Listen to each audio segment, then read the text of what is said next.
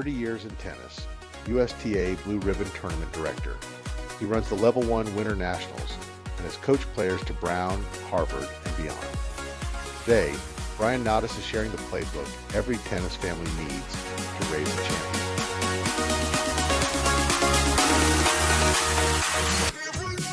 Hi, today on the Level Field Hub podcast, we sit down with Brian Notis, 30-year tennis veteran, USTA Blue Ribbon Tournament Director, and high-performance coach at the Austin Tennis Academy.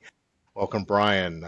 Let's get into it. Thanks for having me, Joel. Yeah, we appreciate you being on the show. So, my first question is, you grew up in the Bronx and ended up becoming most respected junior tennis tournament directors in the country. It's not an obvious path. How does a kid from the Bronx end up in Texas with a 30-year successful run leading national level tennis events? I didn't start out thinking about being a tournament director. I started out just with a love of tennis. I came down to Austin, Texas after I graduated high school in New York, attended University of Texas, tried to play on their team. Didn't end up working out, but ended up finding a great opportunity to play college tennis in East Texas and played 3 years at University of Texas at Tyler, and I've been in Texas ever since. So what did running the first tournament teach you that, after 30 years is still true? Running my first tournament just taught me that you've got to be able to adapt. You've got to be able to make adjustments, figure things out on the fly. My very first tournament was a tournament I ran in Tyler, Tyler Tennis and Swim, and it was about 500 or 600 player, adult major zone. Everything that could go wrong went wrong. This was so long ago. This was before the current software that we use. This was before the previous software that we used. This was back in the days where we were running tournaments and people were sending in entry forms written in the mail with checks, and we were having to transfer information into a piece of software that was not online accessible, and the entire database got corrupted and ended up 2 or 3 days before the event having to start all over again. That was fun. That was late hours up till 1 in the morning on the phone with, I'll call it customer support, but it's really on the phone with the developers who have become friends of mine. They've stayed in the tennis industry even though their software is no longer what's being used by USTA. So, but no. Nothing's been more difficult than that since, from the technical standpoint of running a tournament. Great. Yeah, it sounds like that was a real headache. And, I hear from tournament directors today even about, creating the draw and changing the draw and moving seeds around. And it's, I think, a fairly common thing, but, you would certainly know.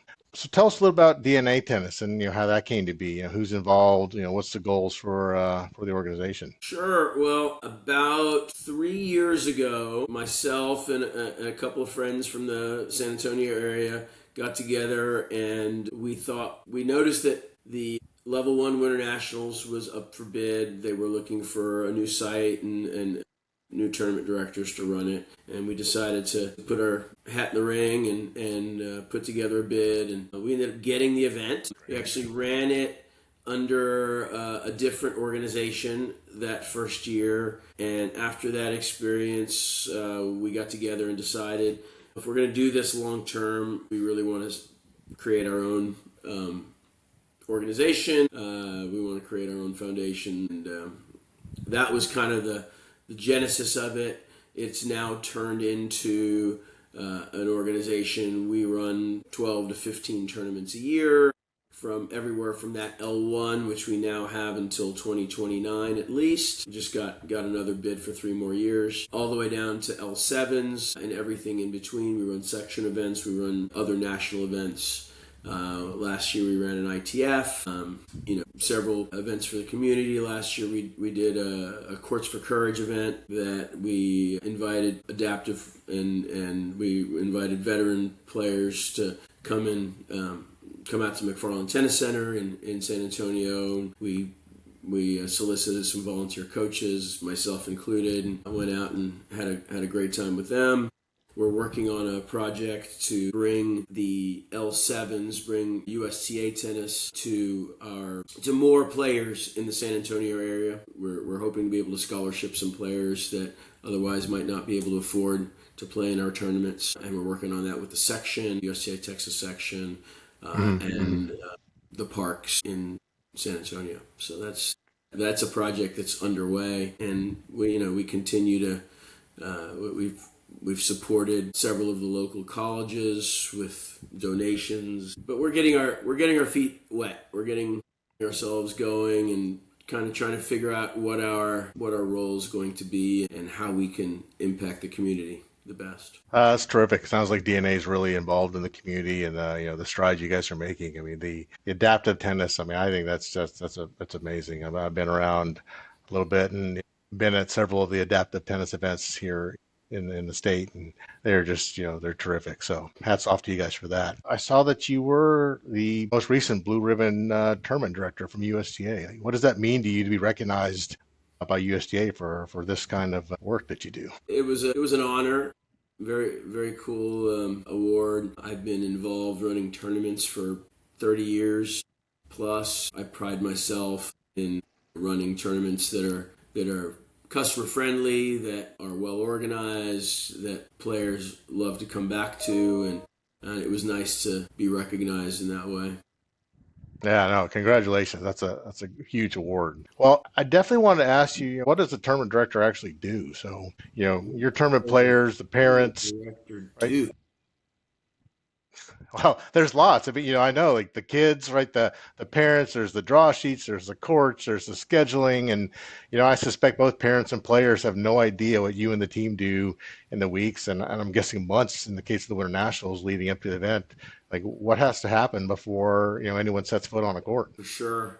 From a small event like an L7 that simply uh, just requires some prior planning.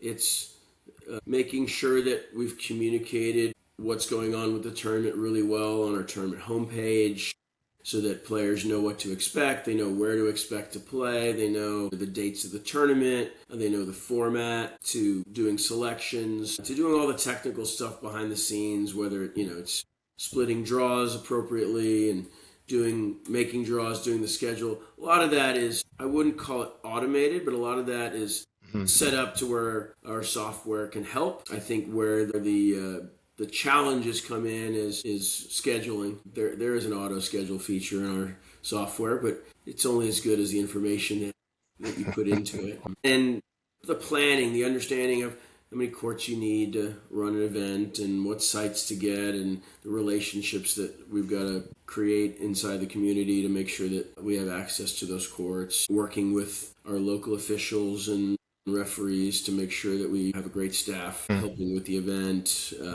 having really good trained site directors that represent us well, that are going to provide great customer service, as well as understanding the basic technical aspects of running a site and keeping things moving smoothly.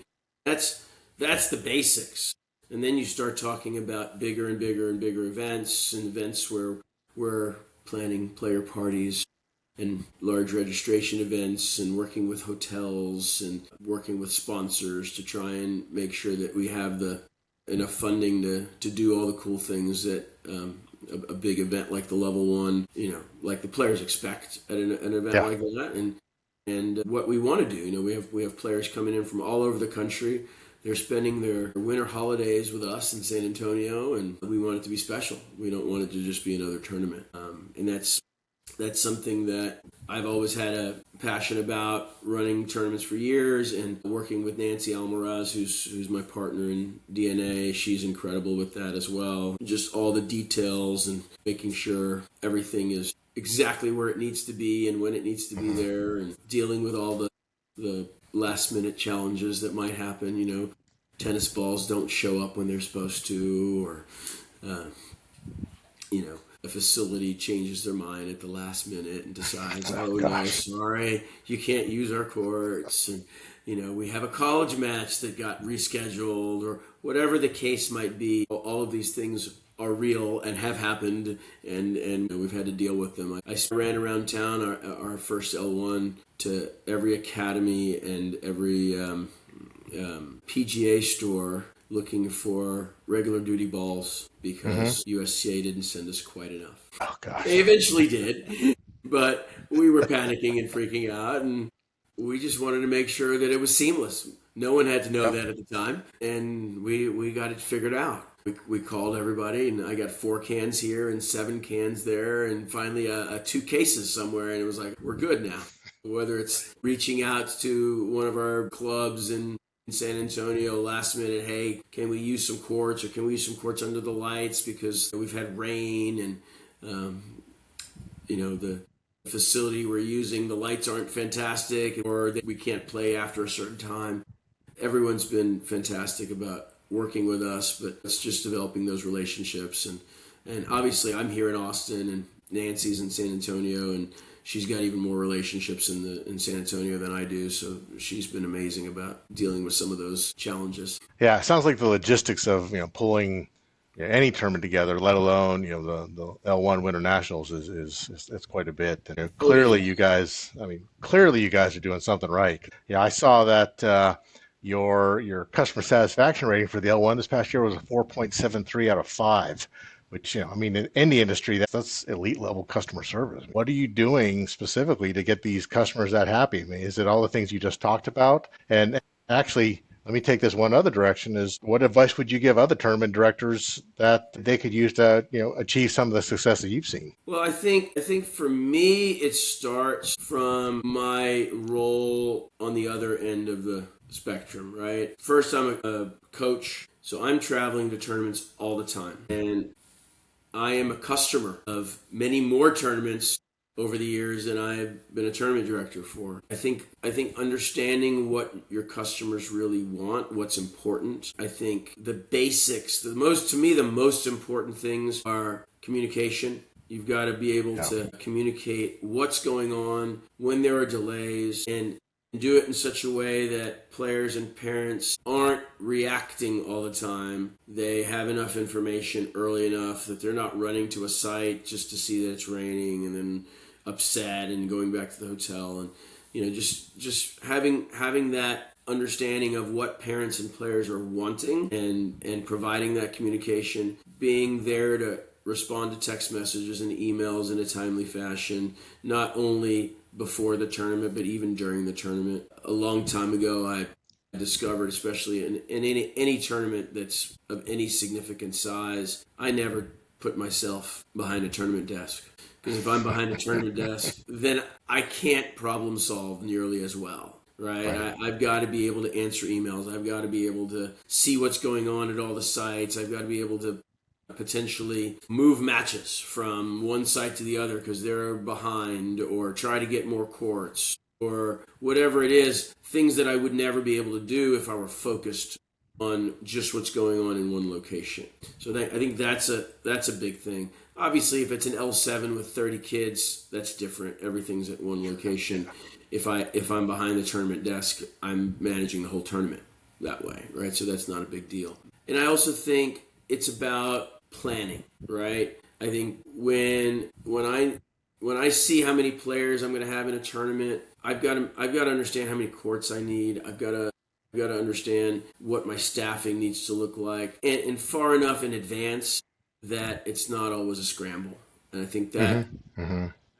that provides for a really good tournament experience. Players and parents, I know I feel the same way, but players and parents, they don't want to be waiting an hour and a half for their scheduled match because Sure. it's so far delayed. Players and parents don't want to be starting a match at 9:30 at night, playing till 11 o'clock, 11:30 at night, and then having to turn around and be there early the next morning. So just having enough courts to be able to run an event where players can be done at a reasonable hour, go to dinner, go back to the hotel, get plenty of sleep. I think that's a huge piece. It sounds really simple, but I think it's a really important piece of the customer service puzzle that we talk about. A game plan for when it rains, for when you're delayed, having a little Mm-hmm. bit of leeway in the schedule so that when things do get delayed, you don't immediately have to change format. You don't immediately have to cancel events because you can manage being an hour or two or three behind because you have enough courts and you have Right. a plan B. I think those are really important factors. And then there's the little extra added things that I think make tournaments special that we try to do. I try to do at ATA. We try to do at DNA. But I don't even. I think they're fantastic, but they're not nearly as important as the basic stuff that we just talked about. Having great officials, having great site directors, having enough courts, planning and communicating.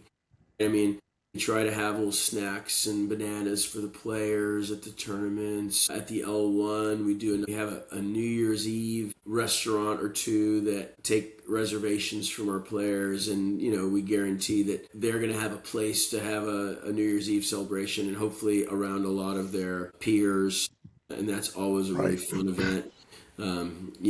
Having traveled many a year during holiday weekends for national junior tournaments, I know sometimes it's really hard to find a place to have dinner Yeah. on Thanksgiving Day or on New Year's Eve or on Christmas Day because places are closed. Kind Yeah. of preparing that for them in advance, I think, is really cool. We do a massive player party and registration event for the L1. That's something that there's no way I could do myself. That's something that we have lots of volunteers and Hmm. help on the ground to be able to make that happen. It's something that I kind of have. I've learned the concept through the years, helping in Austin and running the Little Mo Nationals. I run Little Mo Nationals for the last 20 years with the MCB Foundation, and they are incredible with that sort of player experience. We do the greatest player party every year of any tournament I have ever been to, and we do it every year. And I take no credit for it because MCV Foundation and all of our volunteers at ATA help make it happen. And the kids have an absolute blast, and it's just something we try to make it special. Little Mo Nationals, we also do a big parade, like an Olympic opening ceremony parade with the kids, and an opening ceremony that, again, is I think when these kids are parents and getting their kids into tennis, they probably remember that more than they might a match that they played in the event. Hmm. It's so unique and different and fun. We play the national anthem every morning at Winter Nationals, Oh, and terrific. at the beginning at each site. They're all little things, right? Yeah. But they all take planning and logistics. And Oh, my yeah. site directors, they got to make sure they've got a great speaker, and they know which version of the national anthem they're pulling off their phone that morning or whatever. But I think those are, like, to me, those are extras, and they're cool, and they make a tournament different and special. Hmm. Hmm. But I don't know that they're necessary for every tournament. I think Yeah. the meat and potatoes of what we talked about at the beginning, that's to me what's necessary for every tournament. Yeah, it And makes a lot of sense. that's what makes them that's what makes players want to come back. Hmm. We're running an L1. Those are tennis players. Yes, for No sure. matter no matter how poorly we run that L1, they're not quitting tennis because of one tournament. Right. Right. They're in it. They're committed, right? We have players playing L7s and L6s, and it might be their first or second or third tournament ever. Hmm. And the Hmm. experience they have certainly may determine whether they continue competing and continue in their journey in junior tennis. And we want to make it so that they want to come back. I think Hmm. it's really important. Oh, I haven't told this to you before, but I was at an L5 event not too long ago, and one of the kids that was at your L1 this past year was there wearing one of your sweatshirts, and I love it. it was amazing watching all the other kids looking. It's like, oh, I want to get that shirt, I want to get that sweatshirt. And so yeah, I mean the envy that these other kids get when they see the players leaving your events is really neat to watch. It's really a cool thing to see. So yeah, that's terrific. Well, listen, hopping over to the parents. I'm sure you've interacted with thousands of tennis parents over the years. I mean, what would you say is the single biggest thing a parent can do to make their child, their junior athletes junior or tournament event better? Is there something you think that stands out? I think from a coach's standpoint, I think parents need to make sure that they're supportive, they're getting behind their player, but they're also allowing their player to have the space to make mistakes, to not play their best every time because that's not possible, to help them get through the process of learning from competing. And I'd say most of these players at a competitive level have coaches that they're working with as well. The parents are often the ones there at tournaments, and that they're doing a really good job communicating with their coaches, with their players' coaches, and not trying to be the coach. Because oftentimes that the line gets fuzzy, right? Parents have to first be parents. They have to be the ones that love their kids no matter what, that support them no matter what, and for sure can correct behavior and whatnot. But once parents start trying to get into coaching, unless they're professional coaches, of course, players rarely take that information the same way as they would take the exact same information from someone who's not related to them, someone who's not their parent, because often it comes more as criticism than it does as coaching or constructive. I mean, I tell parents all the time, I can say the exact same thing that you say to the player, and they're going to hear it completely differently. And I think I encourage parents of players that I coach to call me during matches, send me text messages during matches, give me their feedback. If they're frustrated at something, unload on me. Let's not unload on the player. Mm-hmm.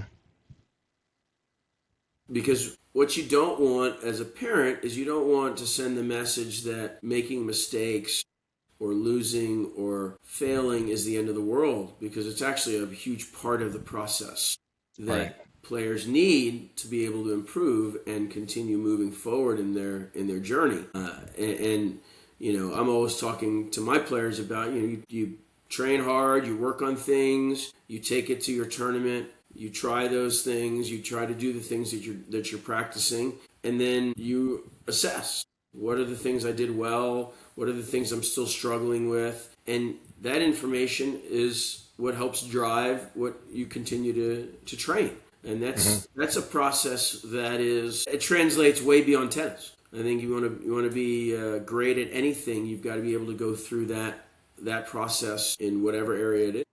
Yeah, no, I get it. I mean, these kids. I mean, tennis is such a mental game that you try and keep as much of that outside pressure off the kids and certainly out of their heads when they're on the court. I mean, it's something that I see in what my involvement in the sport. And I mean, I would just echo what you're saying, because it's just spot on. Well, so let me ask you, when do you think is the right time for a parent to let's say debrief their kid or their child after a match? Is it as soon as they get off court, in the car on the way home, the next day? I mean, I get it, parents want to be involved, but is there a Sure. right time for that conversation? Can having it at the wrong time kind of hurt the player's love for the sport? Absolutely. I mean, as a coach, I try not to have that conversation at the wrong time either, because I think players need to be open and receptive. Often players come off the court and they're really disappointed. They've lost a tough match. They've gotten frustrated, and I might have a 10-second conversation with them and say something like, "Hey, tough match. I thought you competed really well. Come chat with me whenever you're ready." And that'll be the end of it, right? And they may go report a score and come right back because they feel like they are ready. They may go into the woods for 15 minutes and get away from everybody because they're so upset, and then come back 15 minutes later or 30 minutes later. Or they might have a match in an hour, and so they'll run with mom or dad to get food, and then they'll come back, or they'll call me. And I think it's important to give players that space to be able to decide when they're really truly ready to talk about their performance. Usually when players play great or win, they're usually ready to talk the moment that they walk off the court because they're so excited. So that's the easy time. I've got to try to find things when they come off the court and they've played great, or they've won, or they're really happy. I've got to try to find things that they can work on, they can do better. Or how do they build on that performance? What are they how do they prepare for the next match? So that even when you win, you're trying to learn from your performance. You're not just and maybe you're learning from your performance by reinforcing some of the things you did great as a player. I think as a parent, I think that concept is the same, but I also think parents have to be careful to allow players to provide them feedback, ask a lot of great questions, but again, try not to do too much coaching on their own. Try not to provide a whole lot of their own feedback unless it's very objective. Hey, I charted your match. Here are the stats. You only made 30% of your first serves. Oh wow, didn't realize that. Tough to get emotional or upset about objective criteria, right? That sounds very different than, man, you couldn't make a first serve to save your life today. What's going on? Very different reaction, especially coming from a parent to their kid, right? Because that's the same parent that is responsible for being your safety net and your rock, right? So parents just they got to be careful not to muddy that too much. Is my biggest feedback. And as I said, use their coach. Unload on the coach. I'm not going to get upset if you tell me your kid can't make a first serve to save their life. I'm going to just go work on their first serve when they come back. So. Right. And also it helps if I get some information from parents as a coach, I can have a conversation with that player and I can filter some of that and hopefully help that player reset for the next match. Because as tennis coaches, we're one of the few sports coaches that 75% of the time we're not there to watch our players compete. Some coaches it's 100% of the time that they're not there to watch their players compete. Our ATA staff, we try real hard to get to as many tournaments as we can, and we travel to L4s and we travel to some national tournaments throughout the year so that we have a little bit more information and feedback and can go through that process with the players. But even still, our players are playing a couple tournaments a month. We're not at every tournament. Yeah. So for a player that you might see on court that looks like they're kind of ready to take their game to the next level, what would the conversation look like with the parent that doesn't know whether they're moving too fast or they're holding their child back? How would you guide a parent to kind of get them on the proper cadence to develop their child's their tennis game? That's a great question. I think when players are 8, 9, 10, 11, the parents are really driving the bus, right? They're the primary coach, even if that player has a coach. They're making decisions on tournaments and they're making decisions on training time, and they're hopefully talking with the player and coach and deciding on the multiple sports and other things that are going on in that player's life that affect training time. But when a player's that young, I think it's important that they have a lot of different experiences. I think once players get a little bit older and they are getting a little bit more serious, it's really important that the player become more and more and more involved with that process. I encourage our kids, certainly by the time they're 13, if they're competitive players, they're working on their own tournament schedule. They're communicating with parents and coach to make sure it makes sense, just so that they have some ownership. I think when players have ownership, it becomes easy to, as you say, move to the next level because they're driving that. And maybe as a coach, my job is to help them understand what they're capable of doing next and present those next opportunities to them. And as a parent, obviously parents got to decide what they're willing to support. Junior tennis at a high level is very time consuming.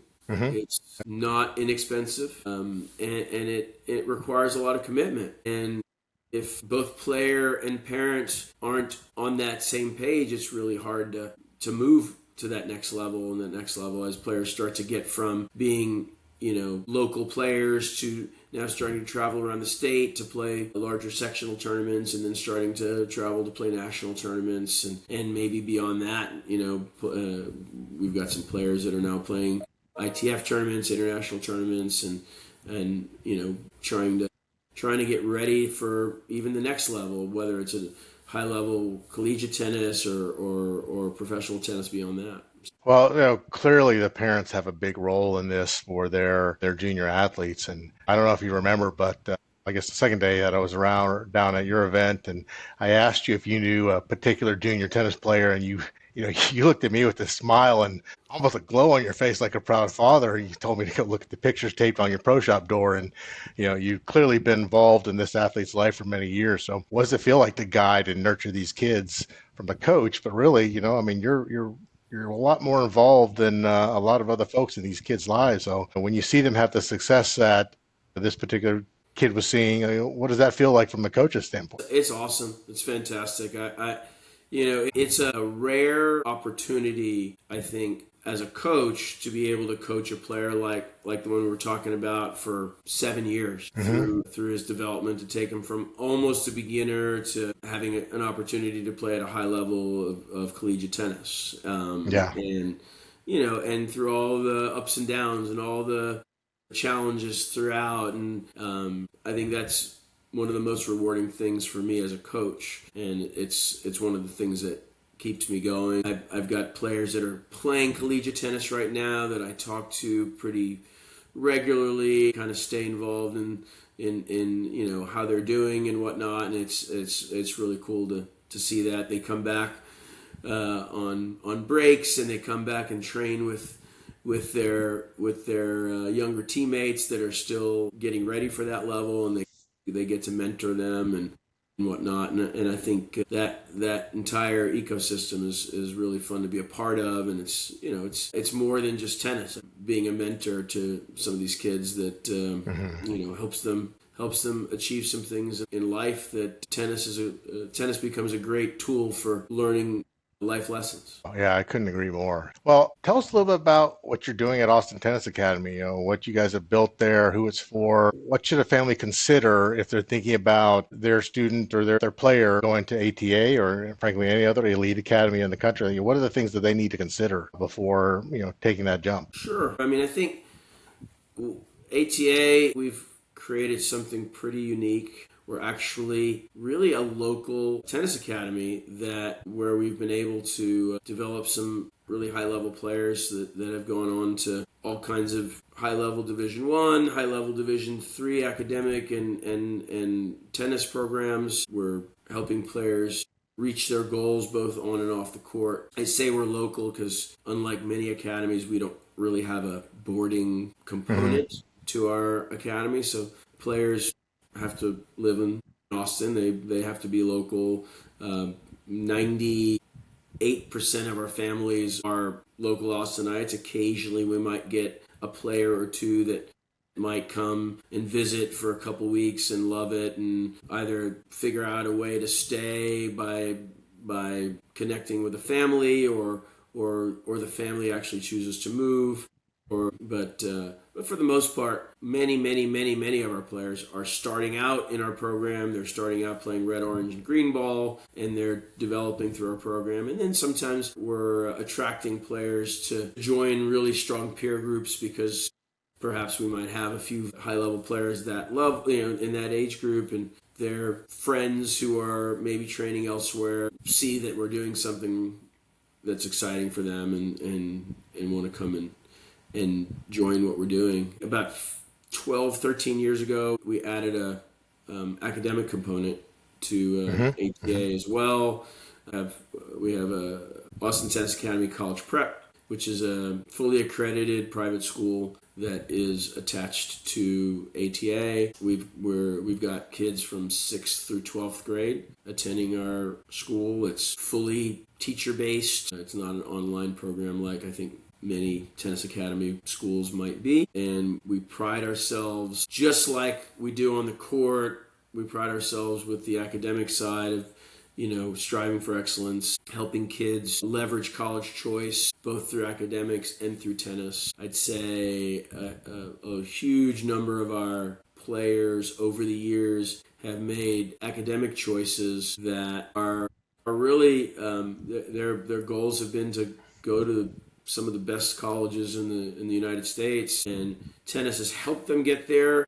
But the rigor of the education has also been extremely important to helping them reach those goals. I mean, we have a player that is at Brown right now. We have a player that's committed to going to Harvard, not this coming year, but the following year. We've had players go to Air Force and Navy over the years. We've had players go to University of Chicago and Claremont and all kinds of top tier academic schools. I think it's something that and to be very transparent, we've had some players that have gone through local public school education in Austin and trained with us after school that have also done some really cool things. I think as we look at our highest level players, it has started to become, over the last 5 or 10 years, the vast majority of them end up in our school as well, just for the flexibility. It's very hard for players to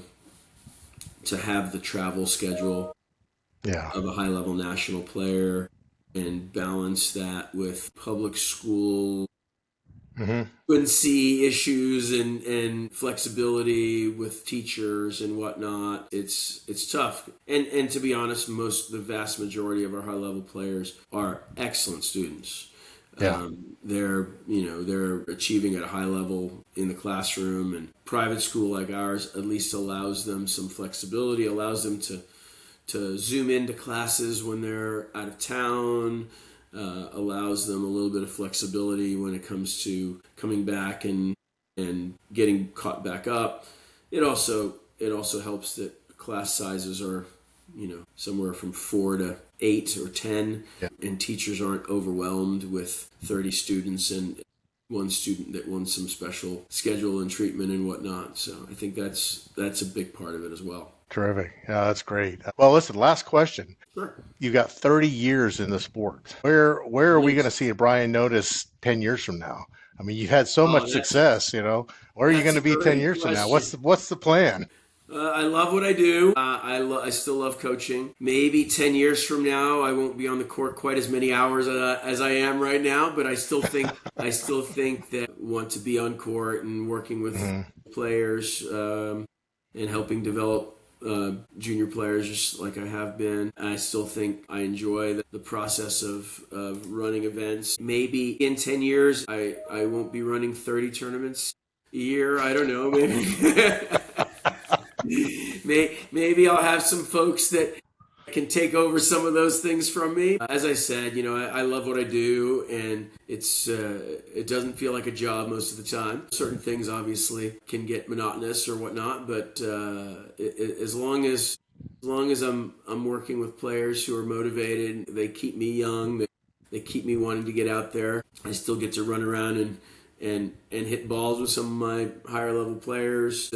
It's getting more and more challenging. I've got to rig the games so that I'm still competitive with the 18-year-old soon-to-be college player. Sadly, I'm not getting any younger, but I still think it keeps me young, staying out there and being able to do that. And I still like to compete, even though I don't do it nearly as much as I used to. One of the things I really love doing is getting out and competing with my players. I'll find a random UTR doubles tournament and I'll enter it with one of my 15 or 16-year-old players that are high enough level that they can handle a men's open. And if we get to do it enough times, maybe we get to the point where they're carrying me instead of me carrying them. That's great. Like I said, the proud father, right? That's right. Yeah, I don't mind that at all. Yep. No. Well, hey, Brian, we really appreciate you sitting down with us. We put Level Field Hub together to create this clarity for parents and help them get the guidance they need for their athletes. So, 30 years of wisdom packed into a single conversation for parents, coaches, and players. So I think they're all better for it. So we really appreciate your time. Well, thank you so much. Thanks for having me. Yeah. All right. Great. Thank you. All right. Take care.